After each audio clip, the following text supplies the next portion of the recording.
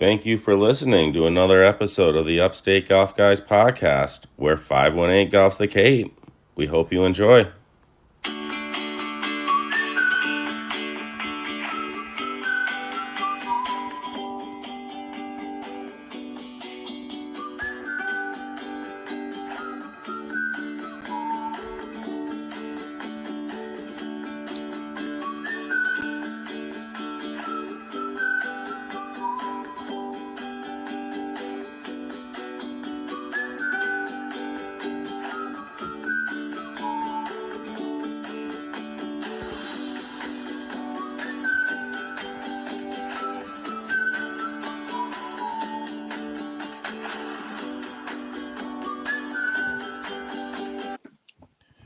We are back and we are in the prime of things. Masters is just getting over with. Our first event at the Golfweek Amateur Tour is in the books, Mikey. I know you couldn't make it, but for you. I know you couldn't make it, but it was a good event, and That's all right. I'm gonna get my 4 in that I gotta get in to head down south. And RGB has golfed 37 times already in the last week. Christ.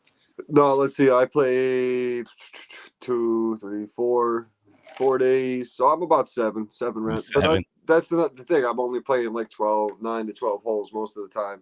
I played 18. I played 18 today. So four full rounds so far. Yeah, that's one nice thing about having a membership is like if you do want to just play like 6 holes or something. Right. An hour. Yeah, it's not great. A murder on your pocket.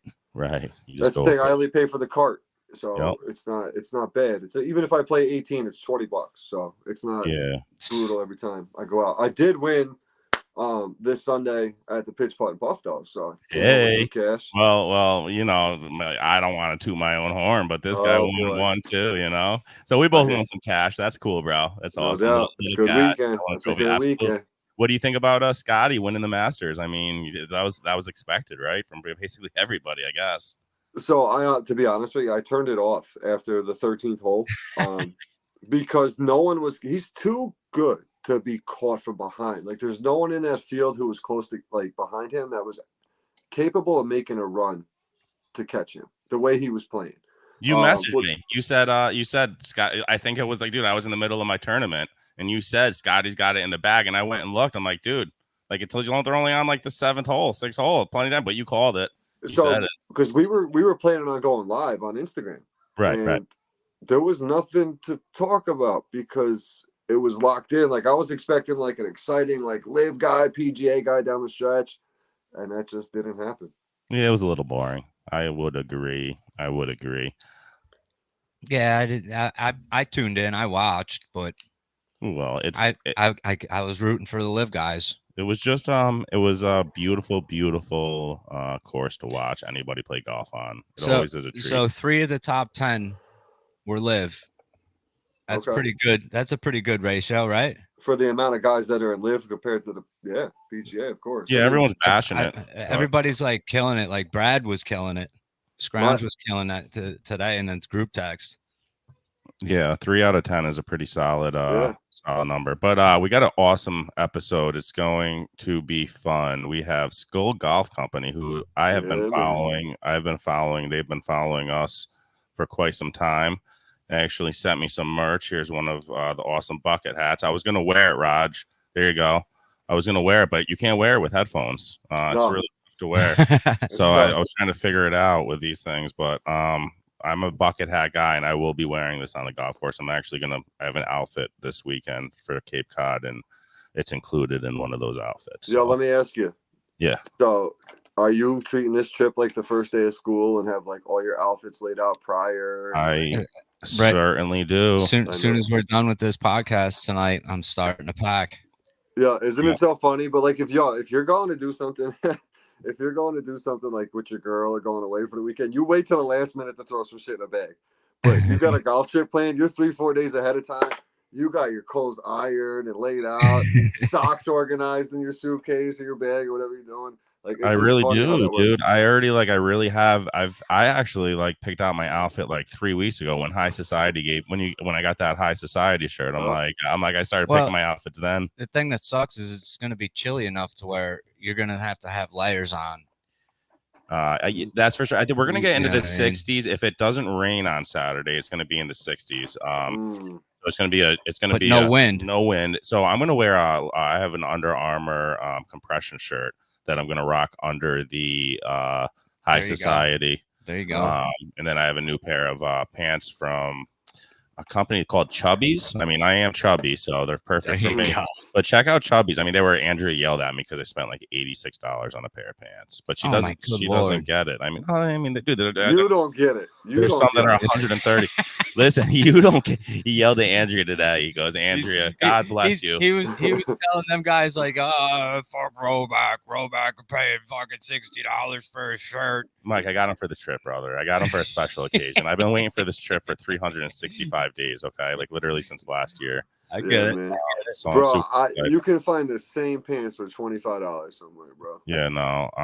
Because they're made in the same place. I'm sure if I went to like Burlington Coat Factory, or if I went to like I actually got like two pairs of Nike pants from Burlington Coat Factory like a year and a half ago for like $30 a piece. $80 pants.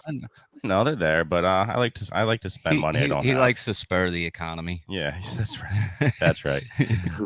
Another cool thing we're gonna do today. Everybody, stay tuned. It's gonna be the first ever episode or segment, I should say, of the Golfweek Spotlight. It's gonna be awesome. I know, Roger, you're not going to know much, but you could hang around sometimes and just like talk about courses and everything. But I'm going to spotlight the winners from that previous week from the Golfweek Am Tour. Shout out my man Mitchell Dixon, man. That's my he was there. Okay, you said that, and then I'm going to give a shout out to all the big money winners, because there's people that win skins don't necessarily win win the tournament. And there was somebody this time that actually won big money. He won more money than all 3 or all 4 flights combined. He took home one huge skin. So that's big news. So we'll talk about that. We're going to talk about all, how the course is played and everything. And I know you're, like I said, you might come to a few events, but you got your pitch, putt, and puff thing going on Sundays. I understand. Yeah, it's tough. I get it. Like the Saturday events will definitely be tough. Sundays, it's just like I said, man, I pay. It's so cheap for me to go play golf that it's tough for you. It's tough to go spend $100 some odd to go do the same thing. One that's worth it is definitely the ranch. That's what I'm saying. Like if it's like a good course, like I've never played before and I've been looking forward to playing somewhere, I'll do that. But well, I mean, it's up to the guys too. You want to see if they're in, and you don't want to leave them behind on a Sunday. They're depending on you on Sundays. Yep, pretty much. You know what I mean? Those guys could have tied their own shoes without me. Well, you said you're going to be hurting for people, aren't you? Well, so I guess Hank had a little incident. He's doing okay. I talked to him earlier. He's planning on playing this weekend. Brad's obviously going away with you guys. JR's got a hockey tournament, so I mean I'm good to go this weekend as long as. So I have the way I do it, just so I'm safe. I get 9 guys, and I know Brad's kind of going to rotate in and out, so I have that backup guy. But this year, my backup guy's wife is expecting like any day now, so I know I'm gonna have to find another backup guy really soon. Pulling a Scotty Scheffler. I know, man. Yeah, right. Listen, his wife Meredith was the only one who could have stopped him from winning that tournament on Sunday. Right. Well, that's one thing. I kind of wish she did. That would have been. That's one thing that will come before golf. That's the only thing is our family, and that's what I say. Because for me, it's family then golf is. I think if it was the second kid though, he probably wouldn't have missed. Yeah, right. You know what I mean? Right. I don't know. You know it's what? The first kid, if you're in the middle of the Masters, like they might have had an agreement, and if he's like, listen, if I'm winning and it's the final round and you go into labor, I mean, sorry. So like, I'll be there when I'm done. The fact he's already got a green jacket too. Definitely. Yeah, I know, but it totally depends on the spot he's in the tournament. If you're leading, you ain't giving that lead up. He's a total family man, anyways. He is. He's just a good dude. He's good for the game, but like, he really is. I actually do. I'm taking a liking to the guy after I've been watching a few interviews of him, and he went like into his local dive bar in town in Texas. Did you guys see that video? Yeah. And he like just went in with his green jacket and bought the whole bar beers. Like taking pictures with people left and right. Yeah, bro. literally. Like, so that's that's a cool thing. And I'm sorry to say that's something Tiger would have never done. No, hearing how him and his old lady are, and how they grew together from the very beginning. Yeah. He was. I guess he was a nerd. Like she said, like he was so awkward, but she loved it when they first started like dating and talking. I seen that. I did see that. Yeah, she said he was like really an awkward dude. But yeah, they have an awesome story. It's cool. It was cool to know. It was cool to see too. Was what's the one kid? Aberg? Is that how you pronounce it? Yeah. Ashtia Abert, the guy who just qualified the last tournament. Yeah. So honestly, like the tournament was lost after the 11th hole on Sunday, because those guys, him and Morikawa, were in contention. They were in striking distance, I should say. So if they kept pace with him right there, they could have made a run at something, but both of them went in the water on 11, and I literally after that, that's when once I seen Morikawa go in the water, I turned it on. I'm sorry, Lokviv. I was thinking of somebody totally different, but his name is Lokviv or something. Aberg or Aberg, A-B. It's like it starts with A and L his first name, but A-Bear or something. He's like that's it. He's Swedish or something. He qualified a long time ago. I'm thinking of somebody else that just qualified. That Ashtia guy. Who's the amateur? The dude with long hair. Shipley. Yo, how cool though. He got paired up with Tiger. What did Tiger give him? Did you guys see that video? He said, so he said he never gave him anything. What do you think but he gave him everybody said, like, I didn't see the footage. Like people I saw in comments, they're like, but I saw the footage. So like he did give him something. And like, did you see probably an autograph ball or something? I bet you it was his phone number. And it was just basically, if you want to contact me for pro tips or for like help, but like he didn't want to just announce it to the world that that's what he did. So he was just like, but the way he looked at the guy, whoever he looked at, that was so funny. Like somebody was like, probably like on the other end was like, don't say nothing.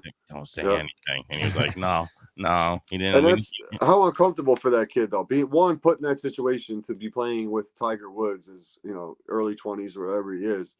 Like, bro, I would swing and miss at the first tee box if Tiger Woods was standing right next to me. You know what I mean? Absolutely. So that pressure and to be able to perform at that level at a young age, like that's another kid you got to keep an eye out on. Like, there's certain players that really, like, if you build confidence early on in their careers, they can really run with it and make things happen. Oh, absolutely. Imagine that kid the night before when he sees the pairings for the next morning. You don't sleep. You don't sleep. He's with Tiger. Could you imagine? No.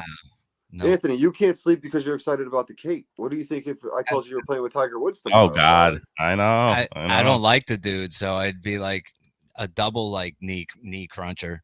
I'd be biting my lip the whole round. Yeah, he doesn't bother me. I mean, he brought a lot of excitement to the game when we were kids. Like, he did. No one cared about golf until he came around. I think he's changing as a person, and I'm being 100% honest, Mikey. I argue with Mikey about it all the time. I think he is the GOAT at golf. Nobody ever had shots like this. Wait, but listen, he was a very, very bad person in life. Still an for asshole. What he did. He's an asshole. But I do, however, I think as he's getting older, you could see his attitude changing. With fans and with the younger players, because he's got kids. I don't know what it is, but when he was younger, he was a prick, dude. Throughout his heyday, he didn't give anybody. He was known to not give people high fives. He was known to not like. And people were like, "Oh, he was focused. He was focused." And he was just, but I'm sorry. Who else did that though? Michael Jordan. What was Michael Jordan? He was the GOAT. Like, there's certain personalities and mentalities you have to be. Yeah. Always remember who's paying your salary, though, dude. True, and give your fans some love. That's what I say. Always remember that. If it wasn't for fans, you would be nothing. And I love Jordan, but I just think anybody that has that attitude with fans, and I don't like it, dude. You know who else is like that, Mike? And you're gonna hate to hear this, dude. But I heard he was a real asshole when it came to the Capitol. Is Mike Piazza? He literally straight-eyed everybody and he went right to where he had to go. People were there with autographs because they came back to him, be like, "Oh, I was there with autographs, and I don't want. He didn't do nothing for me." In perspective too, so they don't want to be bothered. Whatever, I get it. But they're always being bothered. Yes. They go to the airport. They take the taxi. They take an Uber. Everything is a harassment. At a certain point, you're gonna be like, nope. All right, tunnel vision. That's what they do, and they just walk where they got to go. And I mean, I get it. But the thing with Tiger too, like, yeah, he did his dirt at Perkins and Denny's and whatever else he did. But like, everybody can judge him for that. But he's not the only one on the tour doing that kind of shit. Like, that's what other people, it's other guys just haven't been caught yet. That's really what it. Not necessarily with Perkins girls or whatever, but. Yeah, he's well. You hear stories, and you don't know how much of it is true. So much shit is fabricated with the internet now, also, and right. You hear the worst of it. I don't believe none of it. The guy's still one of the greatest golfers of all. Is the greatest golfer of all time. I don't care that. I don't care that he didn't reach the record, Nicklaus's record. But he's still better than Nicklaus. If they both played in their prime, he would fucking smoke the guy. The only thing that I think Nicklaus has over Tiger is he was playing with inferior fucking clubs, balls. You know what I mean? The technology. The courses were way worse back then. Yeah. You could pristine courses now. Tiger's got an edge on that. You could have that conversation with everything. You could talk about absolutely Babe Ruth. Yeah, it's the era. You got to break it down to an era. Like, Jack 100%. Was the best of his era. Right. Tiger's the best of his era. We'll see what Scotty's on the way right now to be the best of his era. So here's my question too: is Scotty on pace to catch Tiger in the majors right now? He's only 28. Has he got a shot at that? So what does he have, like 4 right now? He's got 8, doesn't he? No. Scotty, no. I thought I seen something that had 6 or 8. I could be completely wrong. I don't know. I think you're fucking stoned. I mean, the holidays coming up, brother. Make sure everybody goes to 420 Bliss. Check them out. I mean, if it was 8, then I would say he's gonna catch him in like 3 years. But what's his total? 30 something or 40? What's the? He has a ton of like his number for regular tour wins is stupid. Like his caddy has more earnings than most of the tour combined. Right. So he has 9 PGA Tour wins, 3 on the European Tours, 2 on the Corn Ferry. So he's so this is it, bro. You might be thinking of Koepka because I think Koepka has 6 or 7 championship. Okay. So all he has is the 2 Masters. PGA Championship, he was tied for second in 2023. In U.S. Open, he was tied for second in 2022. So here's the thing: the reason why maybe it was 8 tournament wins just in general or something. That's probably what it was because then now he has 9. I bet you that's what it was. That's probably what it was. Okay.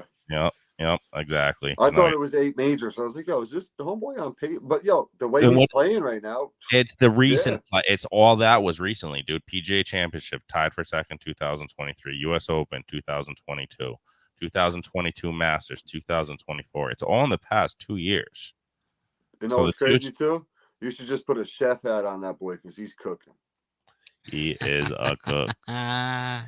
Is he a sous chef or a cook? I don't know, man. It's hot in that kitchen right now for him. He's going to have his hands full with the baby on the way and everything else. So that's going to cut into his practice time, man. We'll see what happens. He's going to be burning water.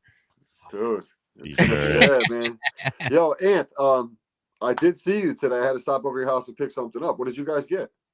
Holy sugar. I'm assuming you got one with you, right? Why don't you go snag that, buddy? Why don't you go snag that, my man? I mean, I got it hanging up, so I'm kind of spoiling it already. But shout out Omar over there at Custom Rag. Yo, legit.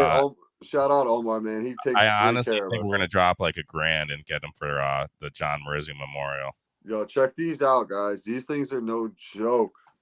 I got mine right up here. So you can find those at go follow Custom Rag on Instagram. I'm not totally sure what the website is. Roger, it's at the Custom Rag. I think I have his card right here, but it's thecustomrag.com.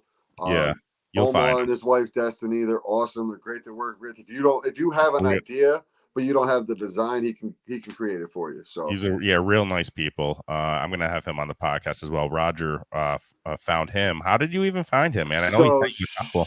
shout out to Michael's from Legends Golf Club out in California. He showed up, so he came up on one of his tournament pages. He was at a Legends tournament, and I hit him up. I'm like, dude, those rags look awesome. I'd love to get one with my logo. He's like, send me the logo. I'm like, all right, cool. So I sent it over to him, and he has he's got a tractor trailer. Like if he was up here for any tournament, dude, it's like the coolest setup. So all these vendors pop up and set up tents and stuff. He shows up with a fold down front. It's got 3 70-inch TVs in the thing.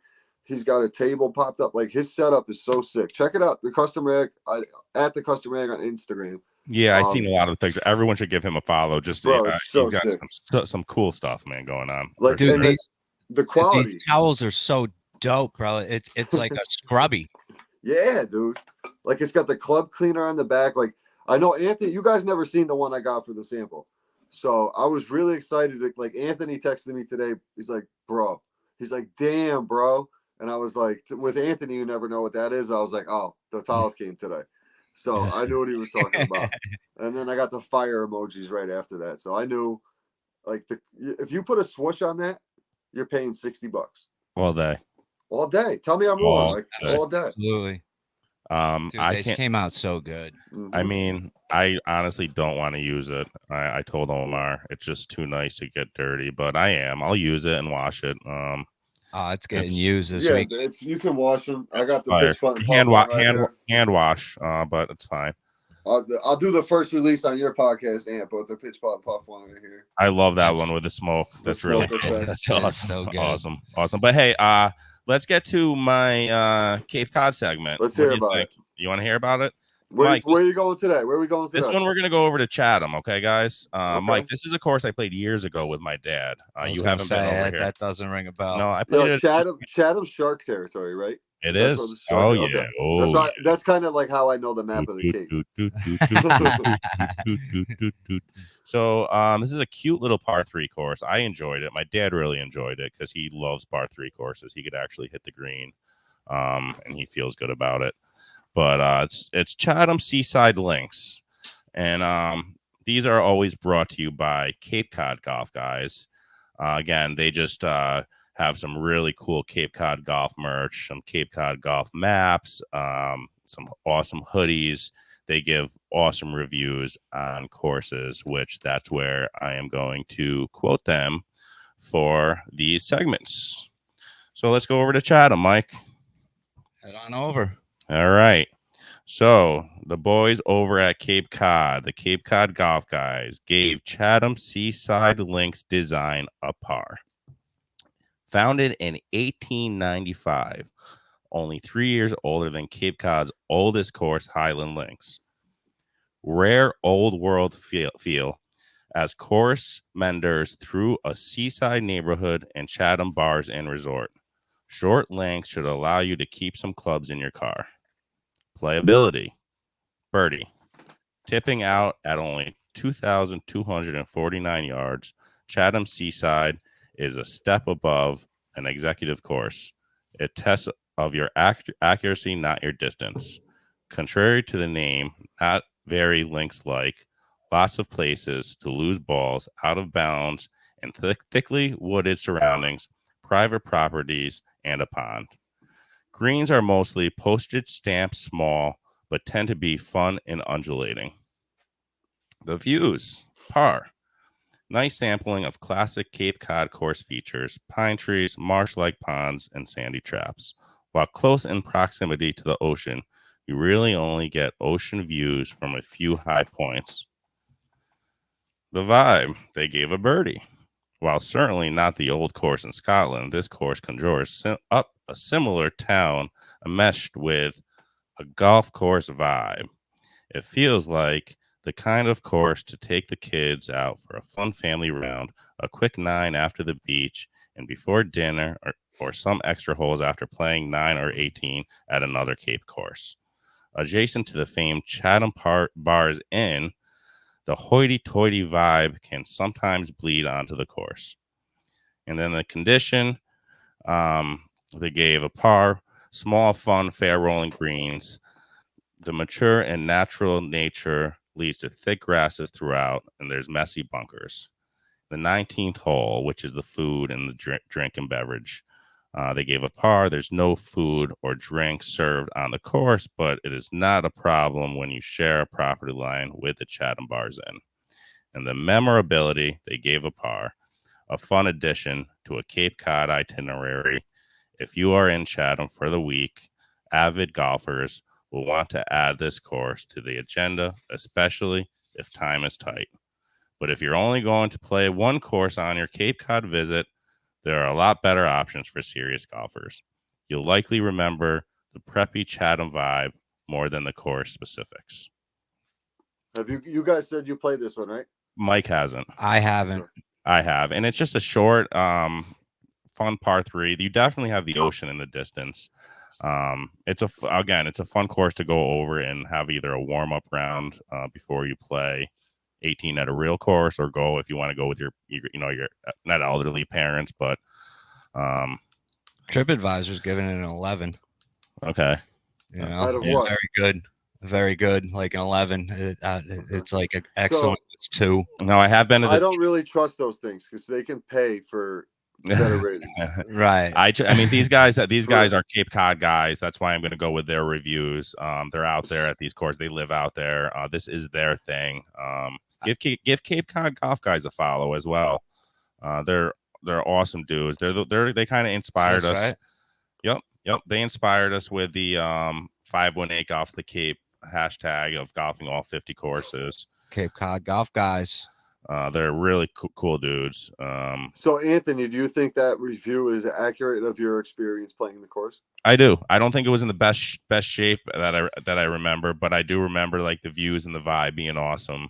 Mm-hmm. The very small greens. I remember. I'm looking at the little pictures on it here, and it does look nice. Yeah, it's fire for a par 3 course. I mean, but just you go out there and there's so many. Like they said in the review, if you're going out there to play golf and you're only going to play golf once, I would recommend many other courses before that one. Yeah, because I don't stay far from I'm like 20, maybe 15 minutes from Chatham where I stay when I go out there. So I'm not I'm looking to find like a quick place to go out and play around because I can go play, but I can't be going all day kind of thing. So it might be a good one for you to bring the daughter and let her hack around. That's what I was thinking too. Maybe throw her clubs in the car. Yeah. But all right, now that we got the Cape Cod review in and we talked a little bit about what's going on, a little Masters talk, I'm going to introduce our buddy from Skull Golf. He'll be coming on shortly after this break. Stay tuned. Peace. Later.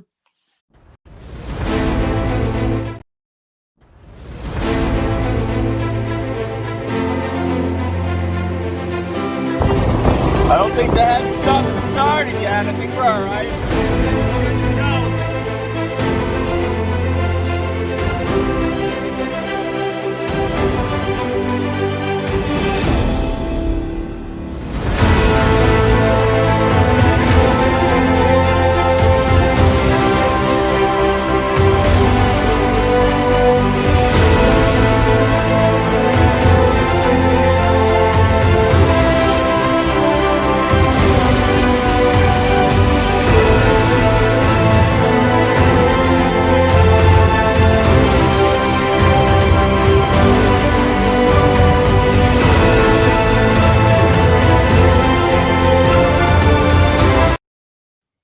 All right, we're back with Tony from Skull Golf. What's up, Tony?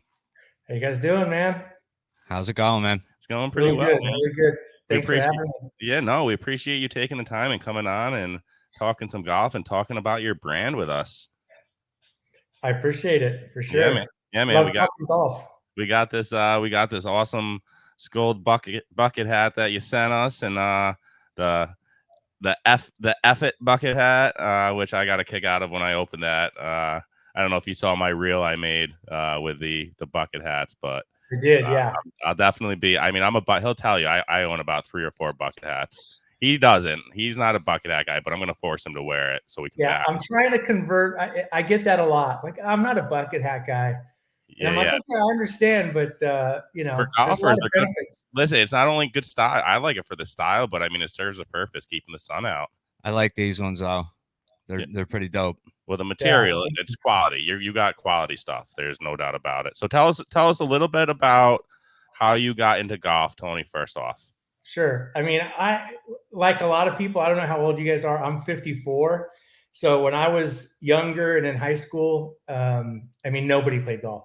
It was like, if we did it, maybe we were just like drinking a few beers and hitting a few balls like into a canyon or something. But I would be surprised if anybody on our high school golf team broke 100. Oh, wow. Yeah. So then as you get older, you kind of like, you grow out of some of the other sports that you're doing. And then people start talking about golf. You're like, I think I could do that. And then once you start hitting balls at the range, forget about it. You're addicted because you are I mean, I don't know about you guys. I was so bad. I'm like, there's no way I cannot just like leave the range and not think about how I could get better and start looking into things on how to get better. And it's got the golf bug for sure. Oh yeah, there's a saying. I mean, you always have that shot that keeps you coming back. Everybody says it, you know, even if you're not a great golfer, you make that ball contact 1 or 2 times and you hit that sweet spot, man. There's nothing like it. And I totally get it. 2 buckets of balls at the range and you're hooked. Yeah. That's all it takes. Yeah, for sure. Yeah. So then you got into this Skull golf brand just later on in your life, huh? Yeah. So what I do, my day-to-day is design and marketing. And so when I was younger, I started, I grew up in Orange County in California. And we're right out of a couple of years of college. A company called The Upper Deck was in Yorba Linda, California. It was a trading card company. And I was hand painting banners at a little sign shop in Anaheim. And I had to hand paint a banner for The Upper Deck company. And I started looking at it. I had to do an internship to get my credits for school. So I took it into school and said, hey, can you look at this place and call them and see if I could do an internship? And they hired me. And I was always doing illustrations and stuff. And I kind of started doing graphic design for the Upper Deck company way back then in 1991, I think it was. And then Upper Deck moved to San Diego, to Carlsbad, California, and I moved with them. And I just stayed with them for about 10 years doing design and then design management. And then when I left there, I started my own company doing design. And this was just kind of a natural progression. And as a young kid, all I wanted to do was draw skulls. Like you're just drawing skulls left to right. All my friends' yearbooks had skulls. Metallica was really big when I was a kid. And all their artwork had like the cool skulls. And I was into skateboarding and that was all skulls. I've always kind of had that thing. And so when I was trying to do something that was a little bit different, I thought this is kind of a perfect transition. You know, skull. That's really cool. Skull the ball. Now my wife has she loves the hats as well, and she loves the company because she is a hardcore girl, loves hardcore music, and has skulls all over her body. She's a tatted up girl, and she's just got a ton of skulls. So, do you have any skull tattoos? Are you a tattoo guy? I have tattoos. I have a couple of tattoos. I don't have any skulls. My son. My son has a skull. In fact, one of the T-shirt designs, the skull in the cart. You can see it on the website. He wants to get that as a tattoo. Mikey's got a skull right here. Mikey's got a skull.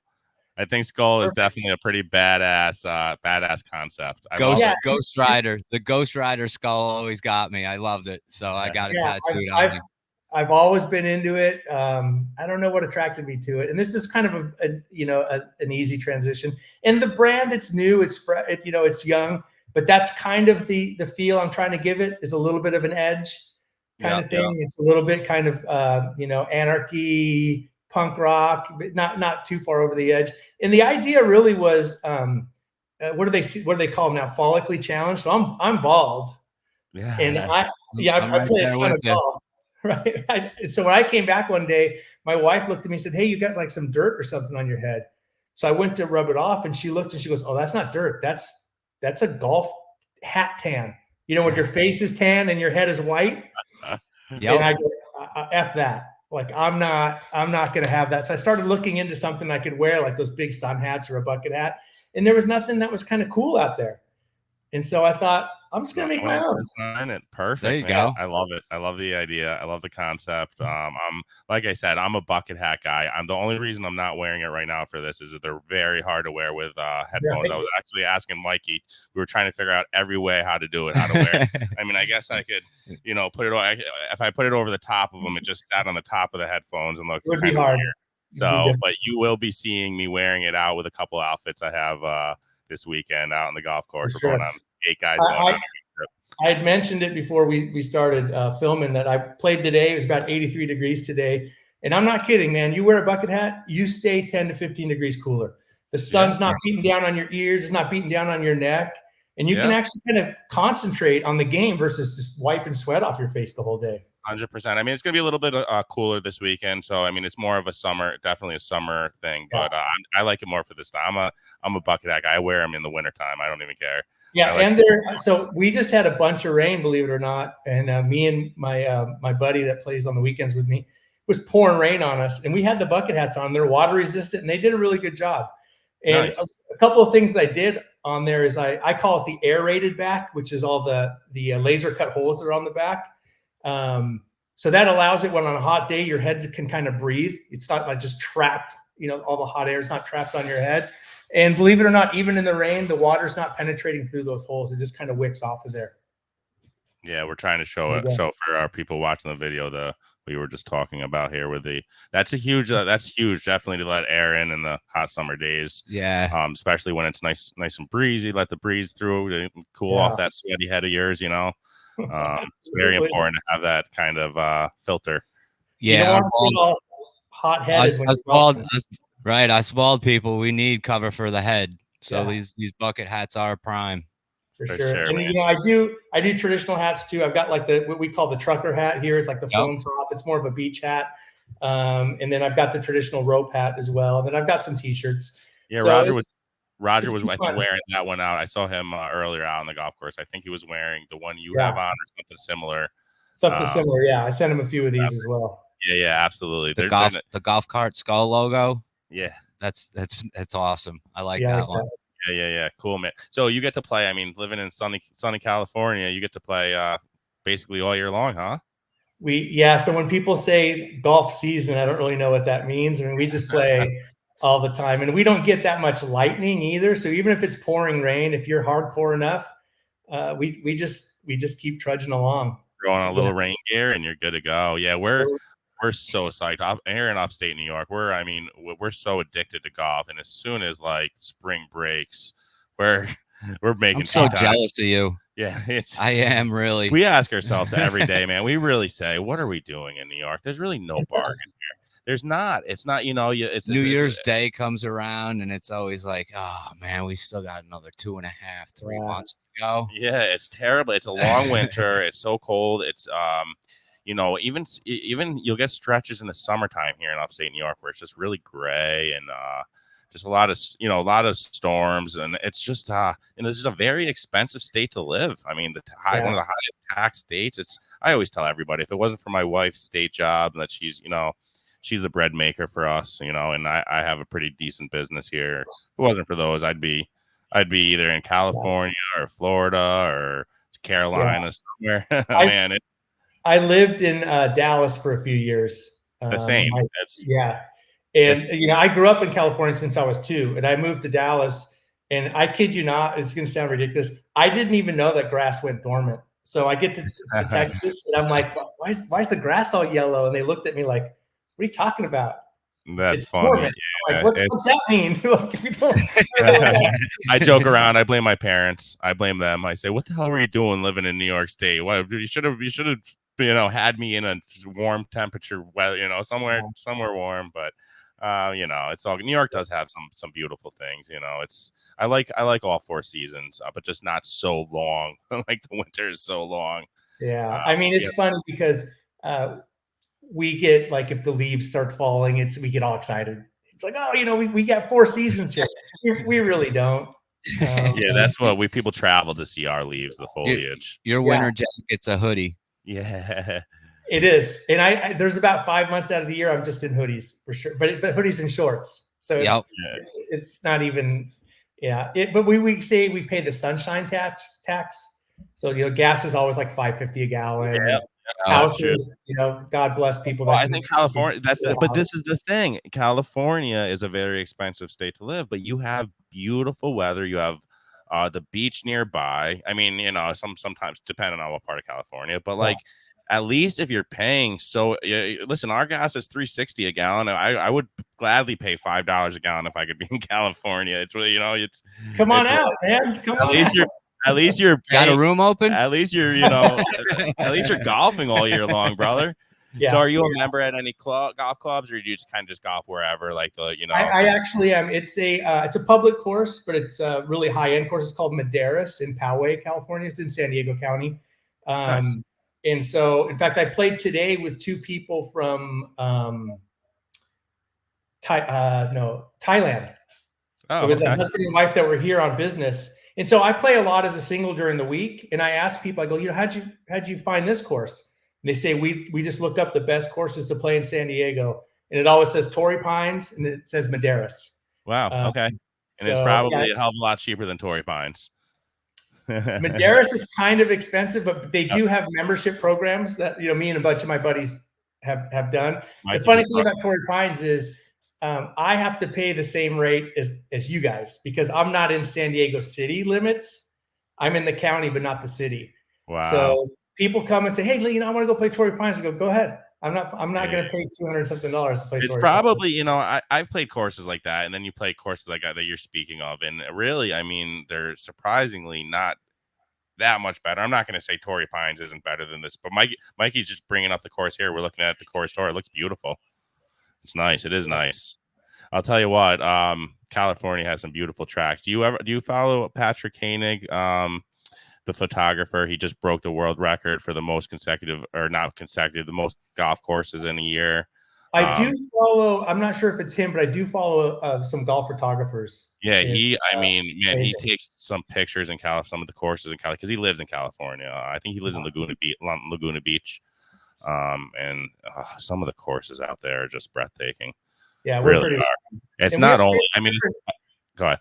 Yeah, we have different terrain too. I mean, we have the mountain. People always think California is just the beach, but we've got the mountains, we've got the desert. So I'm about 90 minutes from Palm Springs and Palm Desert. So all those courses are, you can play them in the morning and get back by dinner. Not a problem. Yeah. Yeah. That's awesome, man. We don't complain about that. Yeah. Everybody thinks it's just, Pebble Beach, but it's not. It's California is loaded with some beautiful tracks. It is. But yeah, one of these days when I'm retired or when I have the time, I'll take a trip out there and spend, I think, a couple weeks and maybe play Pebble Beach along with, Pebble Beach is definitely a bucket list, but along with 5 or 6 other of the nice courses. Well, the great thing is I did a Pebble Beach trip with my friends and we played Pebble. And then in the surrounding areas, there's like 7 or 8 other really nice courses that you can play that are reasonable. They aren't $600. They're $95 or $125. So you can play Pebble once. Even reasonable for Pebble Beach, for the tag that you're paying for Pebble Beach, you're definitely going to have to keep the other ones at a reasonable rate. Absolutely. But that's an experience. You get the caddy and everything there, and it's just I heard it's an experience like no other. Yeah. So I ask everybody. It's one of the questions that I do, like 5 questions at the end, and the question always comes up, one course that you dream of playing, and everybody is funny. Everyone's like Pebble Beach. It's just such the other thing that I'm noticing too. I get a lot of golf publications is Northern Nevada, Southern Utah has amazing courses as well. So if you guys ever go to Vegas, just go another 40 minutes outside of Vegas, you're going to hit like Wolf Creek and those courses, and then go into Southern Utah, and there's a bunch of really, really amazing courses there. Yeah, well. It's like if you only had time and money, right? Time and money. Yeah, I remember there was one course on the Tiger Woods game that was in Utah. Yeah. And it was always phenomenal to play. Yeah. That's all we can get it at right now is playing video games, unfortunately. Are you guys still stuck in? You have to have some spring weather. No, we actually, it wasn't great. It was in the mid 50s, but and it sprinkled a little bit. But for us, that's fine. I golfed this weekend, I golfed Saturday and Sunday. And it wasn't beautiful. I prefer it being in like the high 60s, low 70s is perfect temperatures for me. But mid 50s works. It wasn't cold. Yeah, we're in it now. We're actually going out to Cape Cod, which my parents have a condo, so we go quite often. But this is the first time we're going with 8 guys from this Golfweek tour I'm on. So we're playing four courses in 3 days. So it should be fun. Doing a little Ryder Cup thing. That's really cool. Golf is such a cool thing to get into. I have 2 younger boys. I have 3 children, and then I have 2 stepkids as well. They're younger, but my boys are 21 and 25, and they're like really into golf now. And them and their friends say, "Why didn't we get into this earlier? Why did we, play these other sports? We should have just started taking lessons at 7 years old." And I tried to get them to play golf with me when they were younger. They're like, "Nah, golf is like an old man sport." So my dad, the same thing we did. Yeah. And my dad was funny. He was I actually happened to win where it was the first week of this tour we're on, and I'm not trying to like even bring it up. I don't want to. He's gonna say you're tooting your own horn, but it was out of 19 guys, and I took my dad and I was like talking to my dad, and he was like, he's like, you shouldn't have played hockey. He goes, you spent so much money on hockey and equipment, and he goes, we should have just got you into golf and got you lessons at a younger age, and you got such a nice natural swing. And I do have a natural swing from hockey. You kind of have a little bit of the same balance transfer, but it's it was funny. Even he was saying, my dad does not golf. He'll golf once a year with us for a tournament, but he was just saying, he goes, we wasted our time. He goes, where were you going with hockey? You were going nowhere with hockey. He goes, maybe you would have had something with golf. I do wish I started. I really didn't start until my mid-20s to play seriously. And I'm not saying I'm great, but it's definitely you suck things in and learn so much better at a young age and as a kid. Absolutely. It's even like with languages, or I'm trying to learn different languages right now because we travel a lot. It's almost impossible. Yep. But as a kid, my brain's full. It's done. right. Oh man. And I have a 2-year-old. I have a 7-year-old and a 2-year-old, and you're just watching the 2-year-old sucking everything in. It's like, and they do it. They're so smart. So yeah, I got a golf club. Maya, my 7-year-old, has been taking lessons the past year. And she's got a great little stick. You can see a video on my Instagram if you scroll down of her hitting away indoors. And then my 2-year-old's got the little plastic clubs that Maya used to hit around, and all she does is beats people with those things. But right now they're just Billy clubs. Yeah, but she knows how. She says, like, when I say or golf is on TV or golf club, she points at the golf set, and like she knows that they're golf clubs, and she shows interest. So that's cool, So I don't want to force it on them, but definitely it'll be there for them, and starting them young is key. Yeah, absolutely. And that's kind of like why I started the brand was, it's just kind of an extension of what I love to do, which is golf and then design. And the challenge is, and I was even telling Roger the other day when I spoke to him, is being a designer, it's difficult to be satisfied. It's like every time I design something, it's like, oh, that's cool. And then a couple of days later, I'm like, oh, now I got another idea. I want to do something else. And then a couple of days later, it's like, have another idea. I want to do something else. I have a brain like that. I do. That's why I couldn't do that.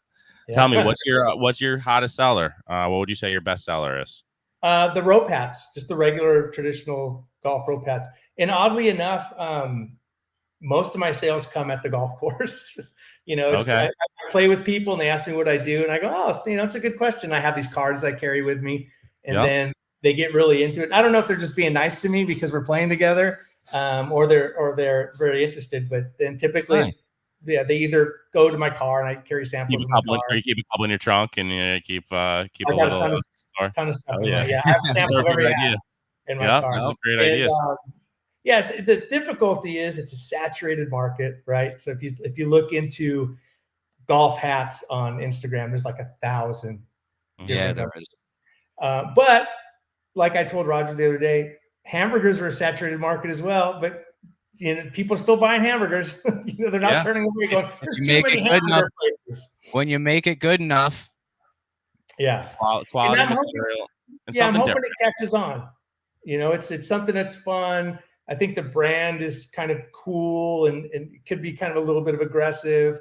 And the quality is really, really good. And I've tried to build some things into them that help you along the way, which is keep the sun off your neck and keep the sun off your head, and UV protectant and water resistant. So hopefully it catches on. I'm really thankful for people like you guys that reach out and say, hey, we just want to talk some golf and talk about the brand. It's helpful. I'm really enjoying doing this thing. I mean, I just started this in December, and we didn't think we were going to start with doing guests. We just kind of started it with the Cape Cod thing. We were going to talk about Cape Cod golf courses and kind of have a little podcast about that. And then I just started meeting so many awesome people on Instagram, and, you know, reaching out to them. And Roger kind of started having some guests on, and Roger was like, why didn't you start having some of these guys on that you're chatting with? And now, I mean, I had that world record holder, Patrick Koenig. He was awesome. I have, that I don't know if you follow the New 9 golf guy, the guy that's trying to play in Augusta. He's, you know, it's just people I'm meeting throughout the golf world. It's so fun. I'm meeting guys, awesome guys like yourself, just chit chatting golf. It's a ton of fun. It's really fun. When did you actually go live with your brand, Tony? When did you start? It's only been a couple of months. I had it in the works. I have to go. They're manufactured overseas. I tried to do them in America. It's really, really difficult. And I get it, man. I get it. Yeah. And so, you know, you have to do a lot of samples kind of going back and forth. And a lot of times I'd have to have my wife come in and go, can you read this email and try to figure out exactly what they're saying, you know, because of the language barrier. But it hasn't been that long. It's been a couple of months. I'm kind of treating the first go around as a little bit of a lost leader. So when people reach out, I send them stuff just to get the word out. I've given a bunch away to the people at the course. The cart girl has a couple of hats that she wears around, just to try to spread the word. Instagram's been fun, picking up a lot of different followers. Awesome. Yeah, I did the same thing with I'm not trying to do it for sales of, you know, as you know, clothing line. We're trying to do it. Same thing. I give a lot of free stuff away, just trying to get the podcast brand, just the logo out of the podcast. And there's people I give hats away, and people say, "Oh, what's that hat?" Where's that? Just say, "Oh, it's the Upstate Golf Guys podcast," just so it's talked about. You know, just get the word out. So I'm taking it as a loss as well. Trust me, I get that. And I even joked about it in one of the posts I did on Instagram, which was kind of like, you know, F the bigger brands, you know, kind of, you know, help the little brands out. Because honestly, if people reach out to me, I respond right away. It's just me. It's not a big corporation behind me. And I joke with people all the time. I go, you know, that Titleist tag. You think Titleist cares about you? You think if you reached out to Titleist right now and said, hey, you know, this hat's not fitting too well, or, you know, send me another one. You think they'd do that? There's no way. I love helping and working with little guys. I mean, I have a small business myself. We've been in business. I'm third generation, 50 years. Start reaching out to some caddies on the tour. Yeah, so I have a girl. I'll do a shout out to her. Let me find it on my Instagram real quick. She's from Argentina, I believe, but she's playing in Florida. And she reached out and said, I love your stuff. And she wears bucket hats. Can you send me something? So I just sent it yesterday to her.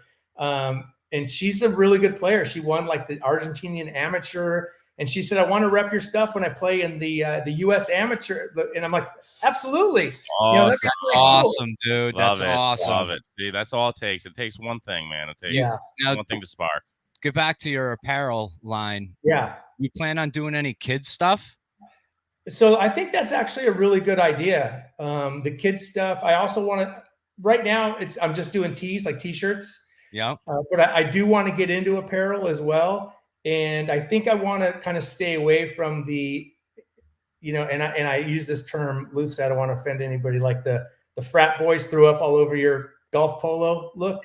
You know, it's like it's all over the place. That's right. I think that's been done enough. I'd like to get into that slowly. And then the kids for sure, because in fact, my stepson's really into this stuff. And he's like, you know, give me a hat. I want to wear it to school. And he puts it on his head and it just kind of falls over his head. The t-shirts are too big. But I think that's a pretty good untapped market. Yeah, sure. Absolutely. Yeah.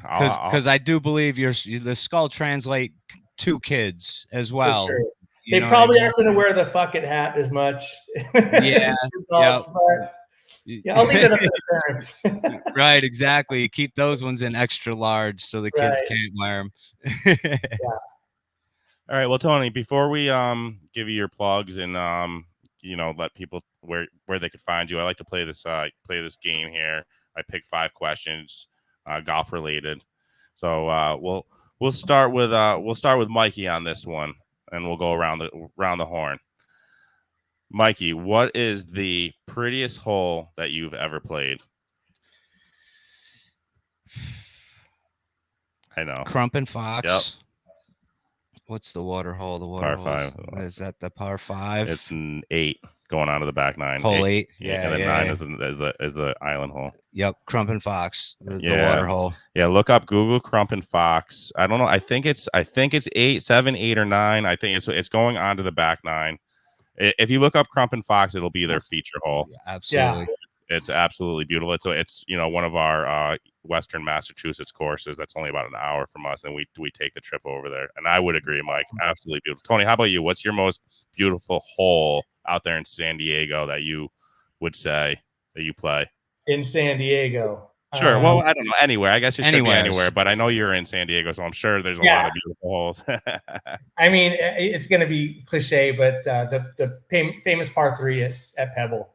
That short par 3. Okay. Yeah. We played it in the rain and in the wind. It's like 101 yards. I think I hit like a 3-iron or something. It was ridiculous. Oh, wow. Yeah.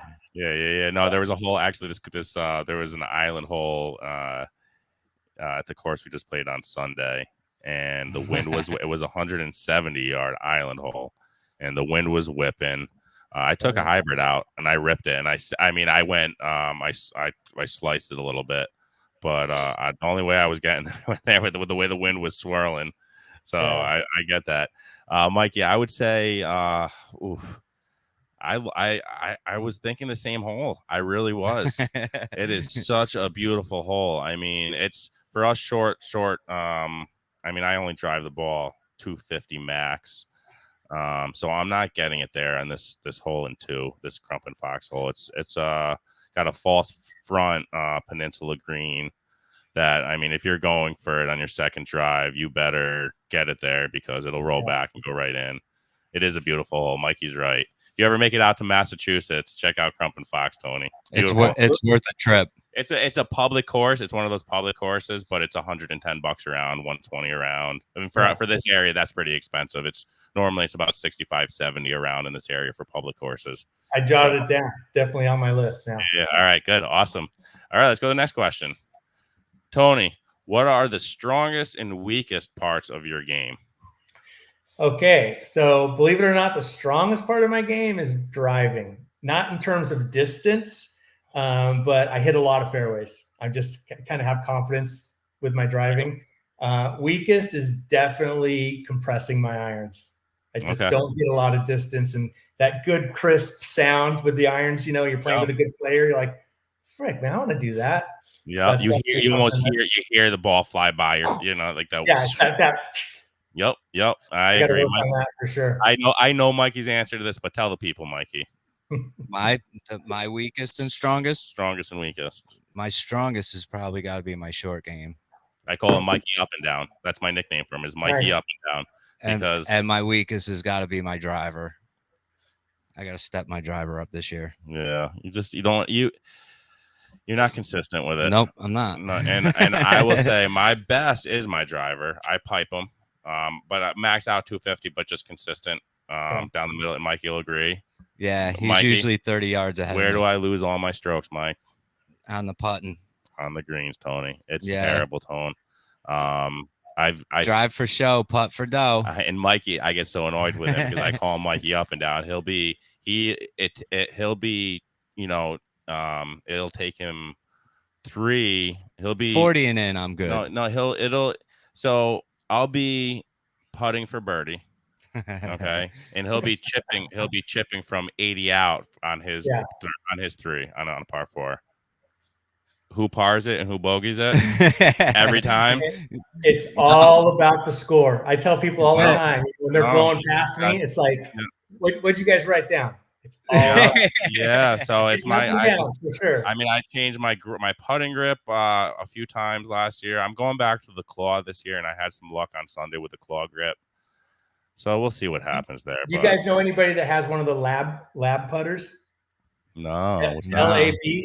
So it's the putter that doesn't rotate when you go back and forth. It stays. They've built something into it where it stays straight back through and back. It will not rotate. And a buddy of mine that I play with, Justin, has one. And the first time he brought it out was unbelievable. Wow. It's like I think I know what you're talking about. No, they're very expensive. They're really very expensive, $600-700 or something. I did see one. I saw a video of one, but yeah, maybe I need that. Ugh. All right. If you had all the time in the world, didn't have to work, had all the money in the world, how many rounds of golf a year would you like to play? Would you pull a Patrick Koenig and play 36 holes a day if you could? I wouldn't play 36 holes a day, but I would definitely play at least 5 times a week. 5 times a week? Okay. For sure. If not every day. I'm in that range. I think I would do 5 times a week and maybe sometimes 7 times a week. Yeah, I'd be about 5 days a week. You would take a little rest. You gotta have 2 days to recoup. You know, it depends.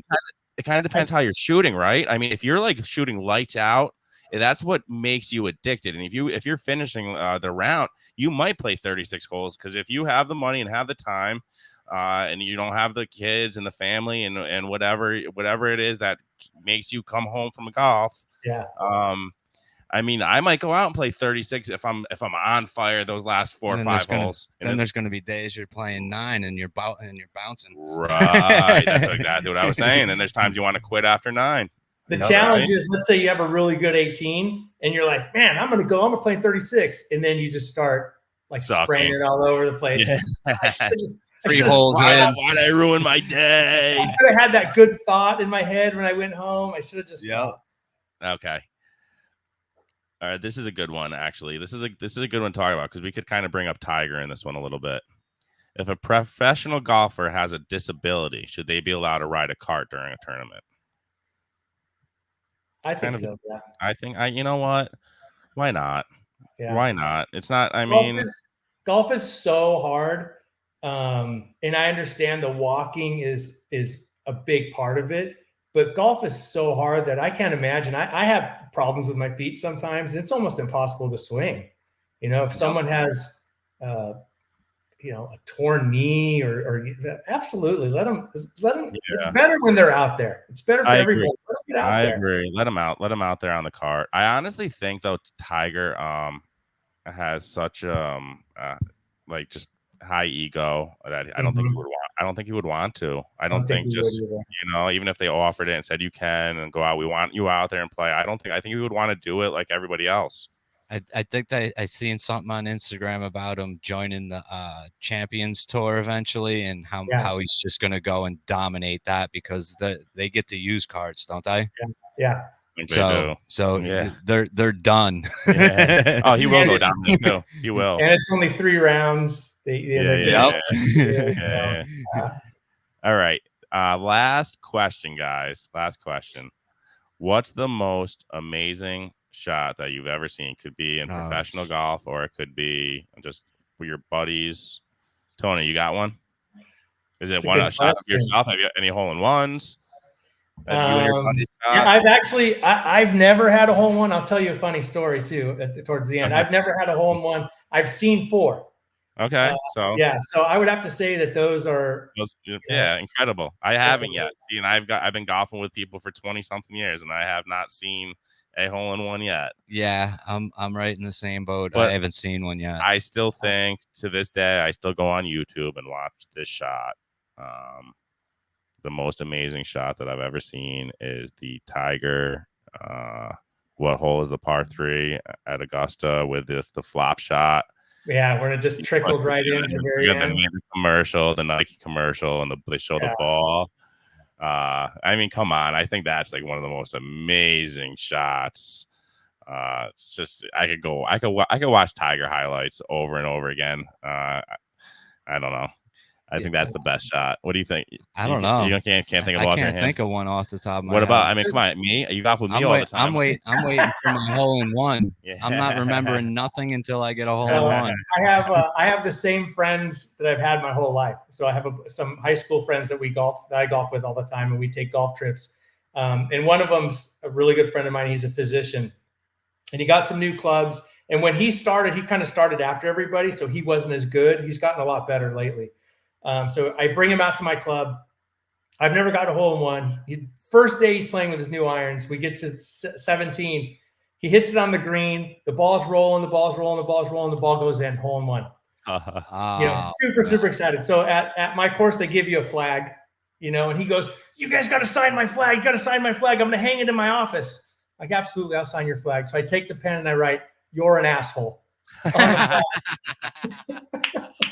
So now every time I see him, I go, "Hey, Jared, did you hang that flag in your office yet?" He's like, "No." I'm like, yeah, exactly. You don't come to my club, and get a hole in one before I do. I love it. Love it. Love it. Love I would have did the same thing. That is this guy right here, man. That is this guy. But Tony, why don't you tell everybody where they could find you, where they could find your awesome hats? Give your plugs. I appreciate it. Yeah, so the website is skulled-golf.com, SKULLED-golf.com. And then the Instagram is Skulled Golf Official.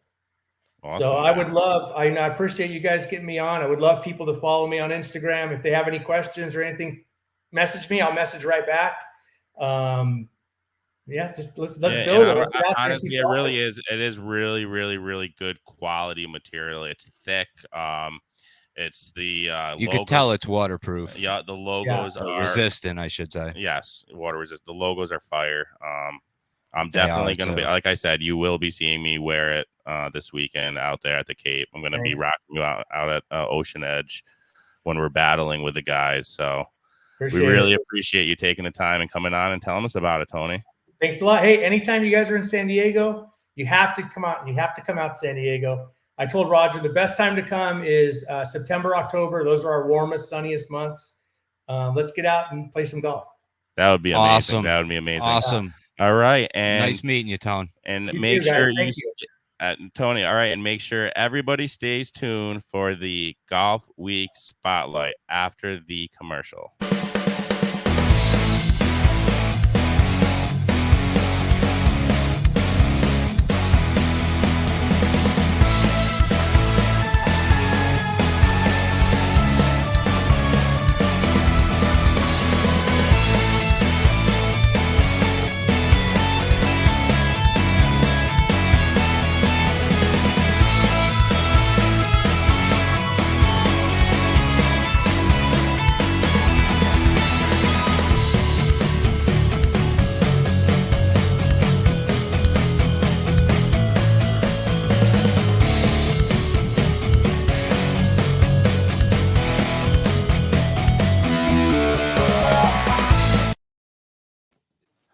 We are back with the first ever Golfweek Spotlight brought to you by the Golfweek Amateur Tour. This week was the first event at Old Post Road on Sunday, April 14th. Our champ flight winner was Adam Cahill. He shot a 75. He finished first out of 4 golfers. Finishing right behind him was Jason Hoke. He shot an 80. A flight golfers, John Cole was your winner, who shot an 80. He had to go to a playoff hole with Sean Doster, who also shot an 80, but John Cole took it home. B flight had 11 golfers, and Dan Gio and Angelo shot a 78. He won a nice $120. Mike Scott finished right behind him with an 80 and 160. C flight golfers had 8 in their flight. Mitchell Dixon took it home with an 83. He won $120. Craig Shoemaker finished second with an 89, and he took home $60. And our D flight had 19 golfers.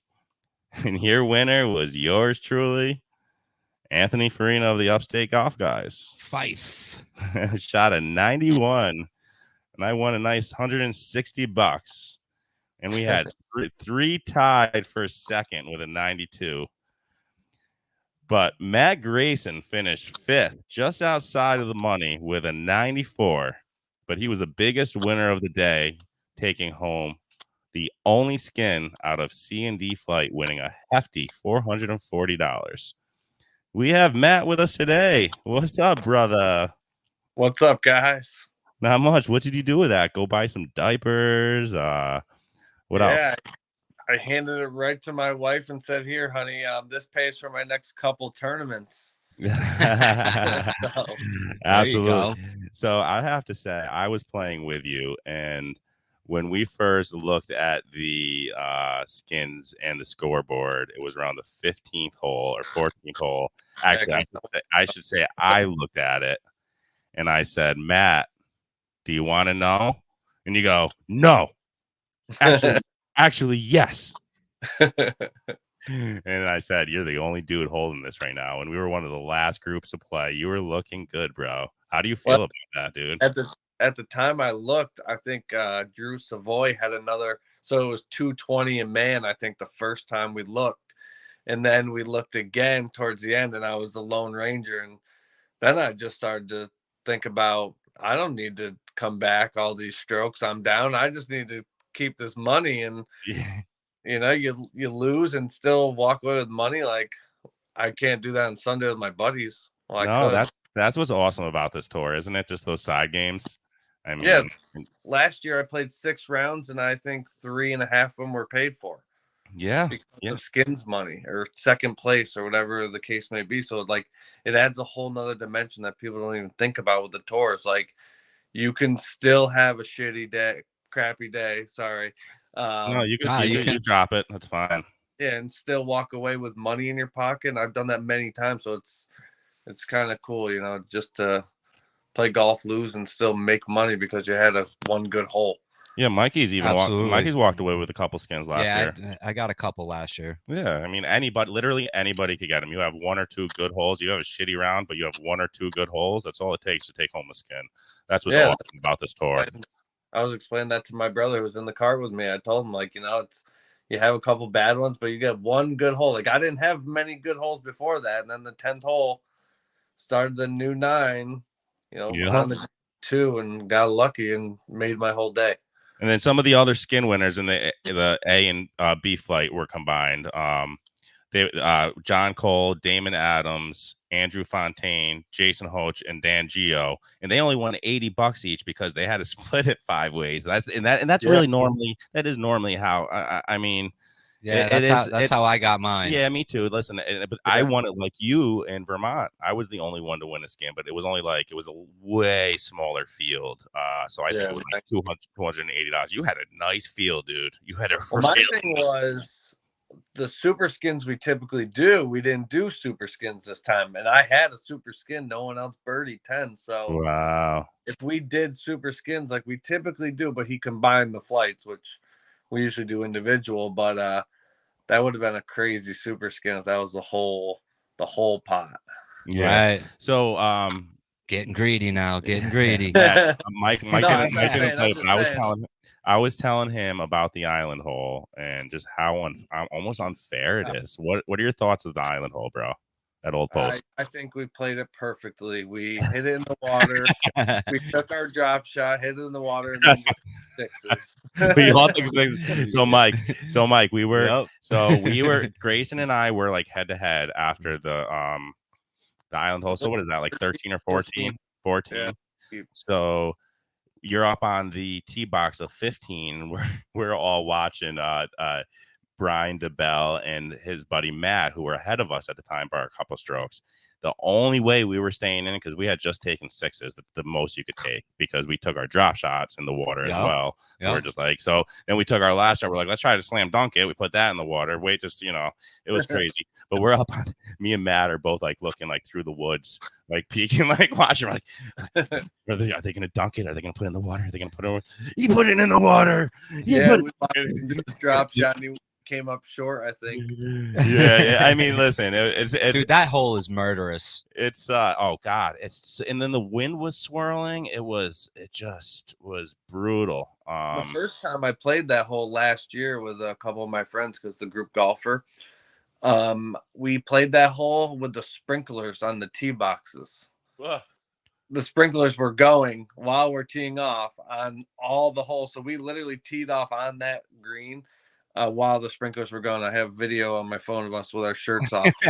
They're doing a lot of work over there. I think it's going to be a nice once all those tee boxes are finished. That one par 3, I think, is going to be a really nice hole with the like the gully in between. They're redoing that whole hole. I think that's going to be a really picturesque hole. But they're putting a ton of work into it, which I respect. I like the kid in there that's running the place. Yeah, I mean, it rained for 3 days. It rained for 3 days, and the course was actually drier than I expected it to be. Yeah, the greens were rolling. I had a good time.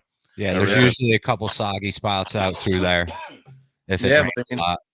I played Van Patten today, and Van Patten was wetter than Old Post Road was after 3 days of rain. Right.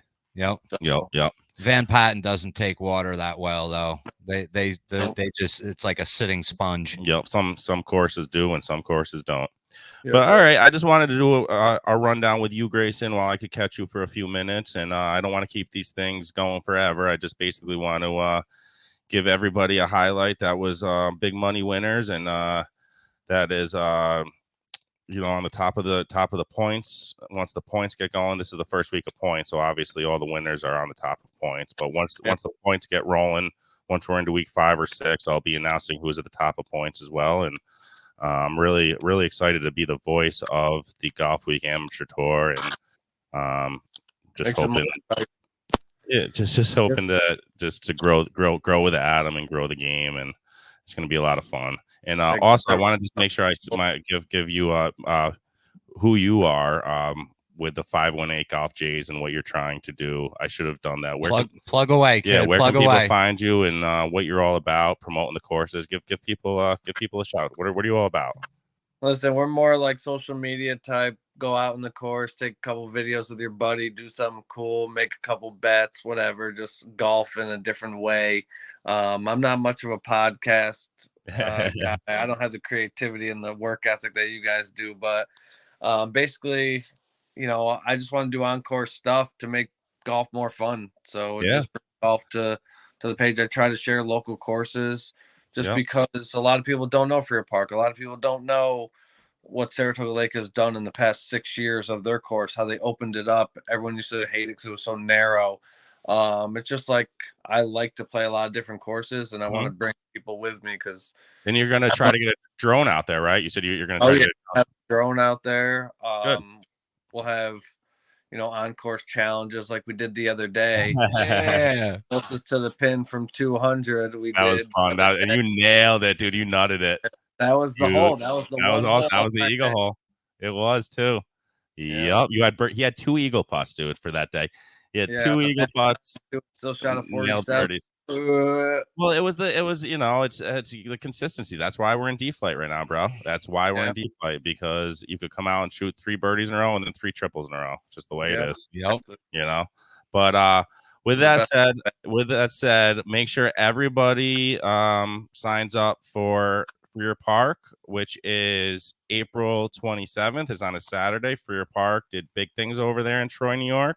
One of our favorites. I believe that they almost have it full already. So if you're listening to this, make sure you go sign up and get on the Freer Park event on the Golfweek Amp Tour. And I appreciate everybody tuning in, as always, to the Upstate Golf Guys podcast. 518 to the Cape. Talk soon. Thanks, fellas.